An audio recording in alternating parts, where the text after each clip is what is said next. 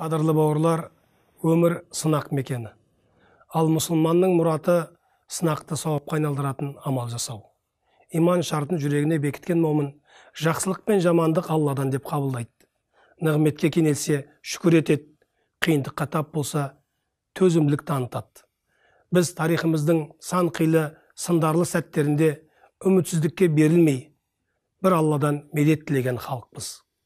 Ендеше мұсылман қауымын құлшылық кезінде еліміз бен жеріміздің күллі адамзаттың амандығы үшін дұға жасауға шақырамын.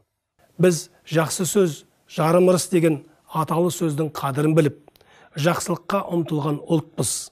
Сындарлы сәтте бір-бірімізге жақсы сөз айтып, көмекке мұқтаж отбасыларға қайырымдылық жасап, мол сауап алуға асығайық. Тазалық пен имандылық егіз ұғым. Ең бастысы, жұқпалы індеттің алдын алу үшін тазалық шараларына аса мән беруіміз керек. Біз жеті рухани қазық құжатымызда бауырмалдық, адалдық, адамгершілік, бірлік, ізгілік сынды қоғамға қажет құндылықтарды айрықша атап өттік. Осынау ізгі бастаманы амалға асырып, ізгі істерде бір-бірімізге көмекші болуға үндеймін. Құрметті жамағат, біз талай зұлматты заманды бастан кешіп, өсіп өнген елміз. Қиындықты сабырға жеңдірген адам Алланың разылығы мен рахымына ие болады.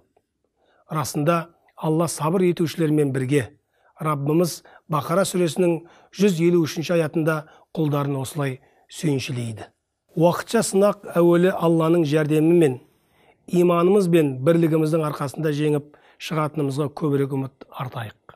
Алла тағала отанымызды, күллі адамзат баласын жұқпалы індеттен аман етіп, өз панасында сақтағай. Баршамызға Алланың амандығы мен берекетін тілеймін.